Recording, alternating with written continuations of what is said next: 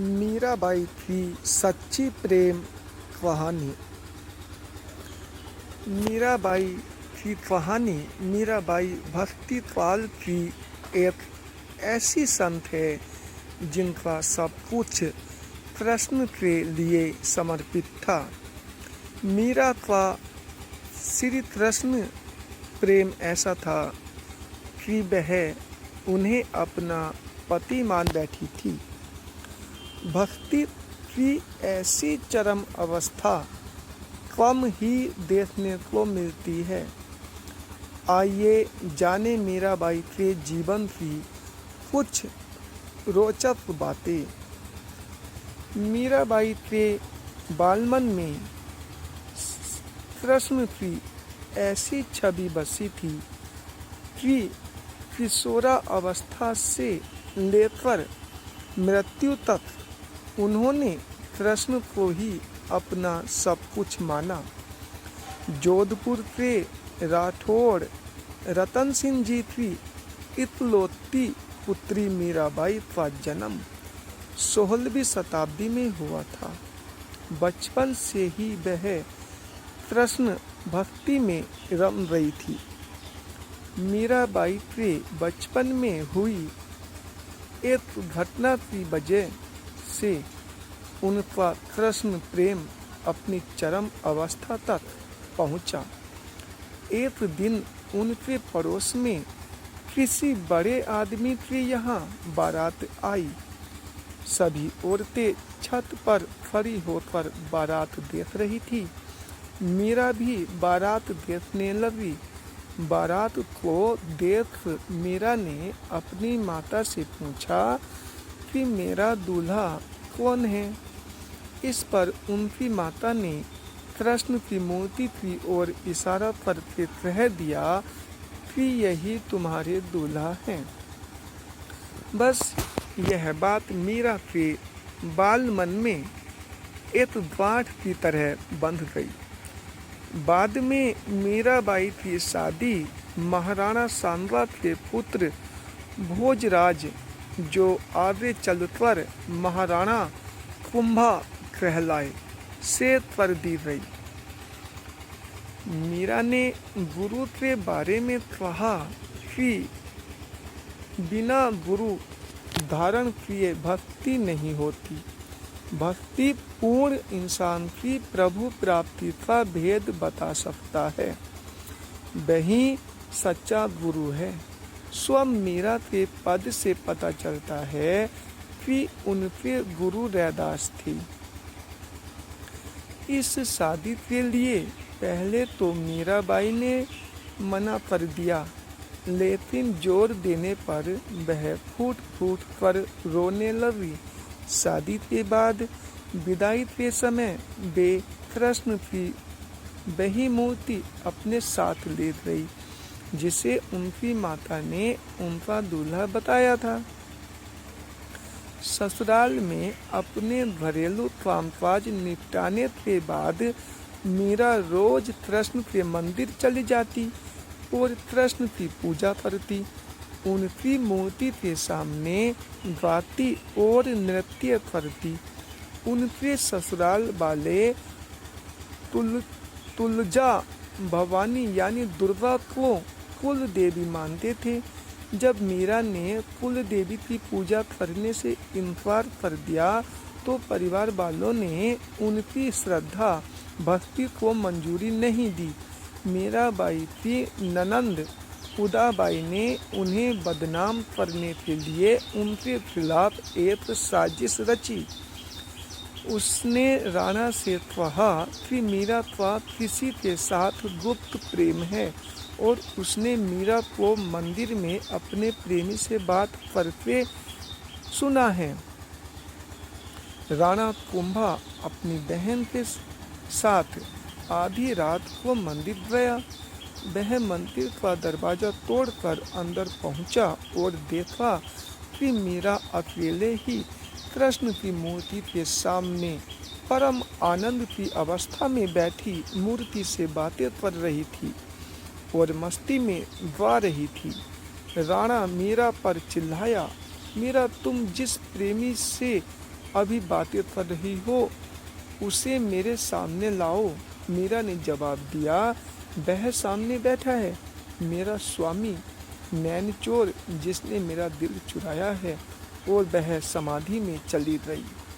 इस घटना से राणा कुंभा का दिल टूट गया, लेकिन फिर भी उसने एक अच्छे पति की भूमिका निभाई और मरते दम तक मीरा का साथ दिया। हालांकि मीरा को राजगद्दी की कोई चाह नहीं थी, फिर भी राणा के संबंधी मीरा को कई तरीकों से सताने लगे। कृष्ण के प्रति मीरा का प्रेम शुरुआत में बेहद निजी था, लेकिन बाद में कभी कभी मीरा के मन में प्रेमानंद इतना उमड़ पड़ता था कि वह आम लोगों के सामने और धार्मिक उत्सवों में नाचने गाने लगती थी। बेरात में चुपचाप चित्तौड़ के किले से निकल जाती थी और नगर में चल रहे सत्संग में हिस्सा लेती थी। मीरा का देवर विक्रमादित्य, जो चित्तौड़गढ़ का नया राजा बना, वह कठोर था। मीरा की भक्ति, उनका आम लोगों के साथ घुलना मिलना और नारी मर्यादा के प्रति उनकी लापरवाही का उसने कड़ा विरोध किया। उसने मीरा को मारने की कई बार कोशिश की। दोस्तों, यह कहानी बच्चों के महान व्यक्तित्व में, हमारे आदर्श में भी है। यह बच्चों के लिए भी बहुत अच्छी कहानी है, जो उनके पाठ्यक्रम से जुड़ी हुई है। यह जूनियर स्कूल की किताब में हमारे आदर्श में है।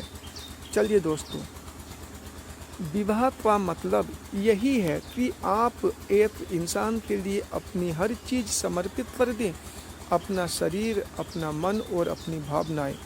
आज भी कई ईसाई संप्रदायों में नन बनने की दीक्षा पाने के लिए लड़कियां पहले जीसस के साथ विवाह करती हैं।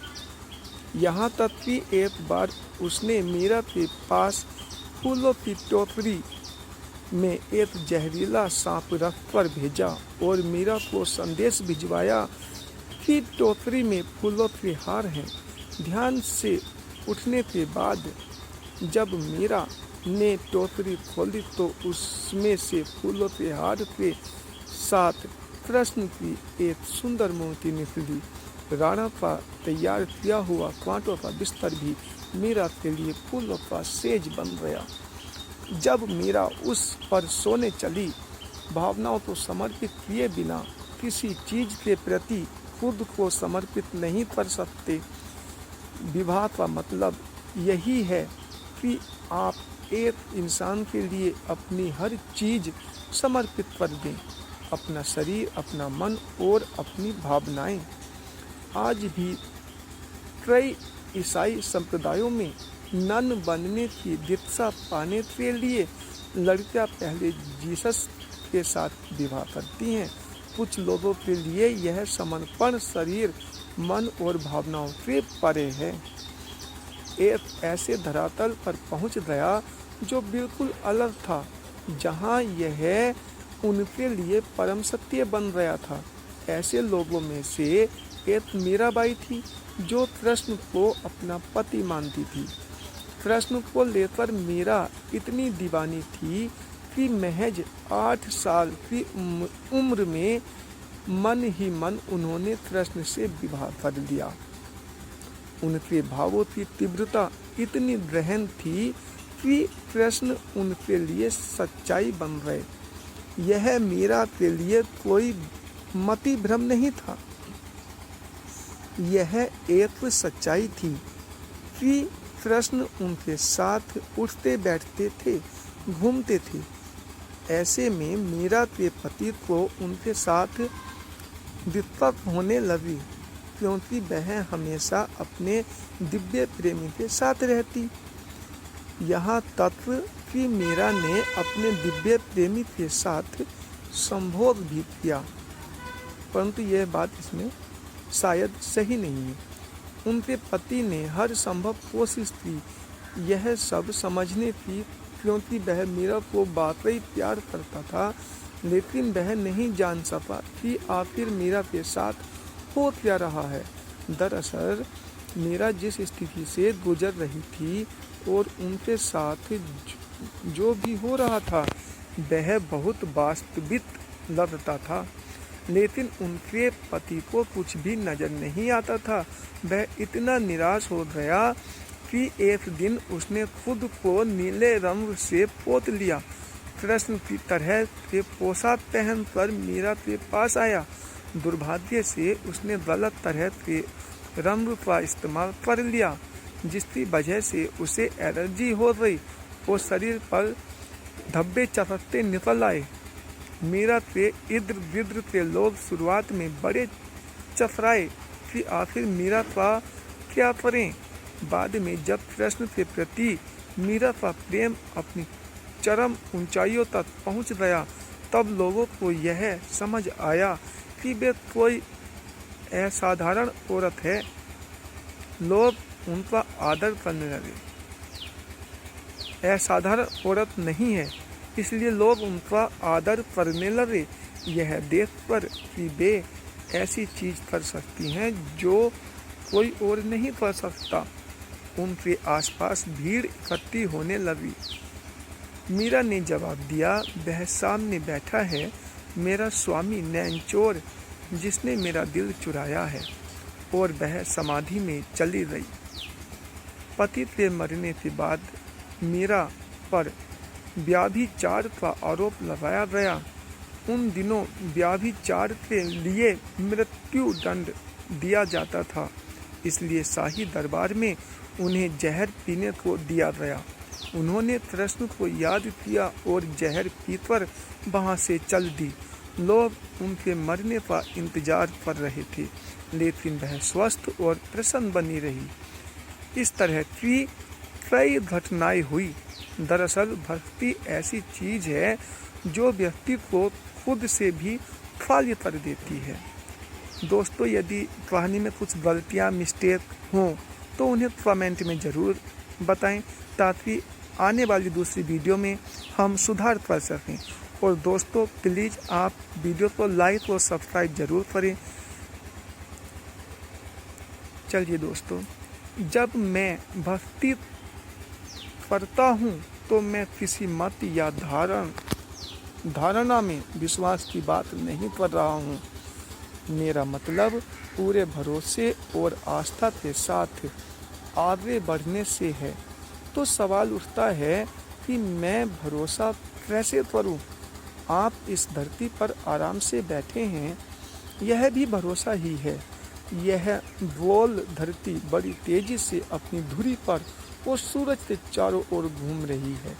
मान लीजिए अचानक यह धरती माता उल्टी दिशा में घूमने का फैसला कर ले, तो हो सकता है कि आप जहां बैठे हैं वहां से छिटक कर कहीं और चले जाएं। आप नहीं जानते आप कहां पहुंचेंगे। तो आप आराम से बैठें, मुस्कुराएं, दूसरे से बातें करें। इन सब के लिए आपको बहुत ज़्यादा भरोसे की ज़रूरत है, लेकिन यह सब आप अनजाने में और बिना प्रेम भाव के कर रहे हैं। इस भरोसे को पूरी जागरूकता और प्रेम के साथ करना सीखिए। यही भक्ति है। यह सृष्टि जैसी है, उस पर वैसे ही भरोसा करते हुए अगर आपने जागरूकता और प्रेम के साथ यहाँ बैठना सीख लिया तो यही भक्ति है। भक्ति कोई मत या मान्यता नहीं है। भक्ति इस अस्तित्व में होने का सबसे खूबसूरत तरीका है। दोस्तों, कहानी को लाइक और सब्सक्राइब ज़रूर करें, जिससे हमारा मोटिवेशन बढ़ता रहे और हमारा मनोबल बढ़ता रहे। लाइक और सब्सक्राइब करने के दोस्तों कोई पैसे तो लग नहीं रहे हैं, तो प्लीज़ लाइक और सब्सक्राइब कर ही दीजिए। और जो कहानी में गलतियाँ हों उसे कमेंट में ज़रूर बताएं, जिससे हम आपके लिए अच्छी अच्छी कहानियाँ और लाते रहें। धन्यवाद।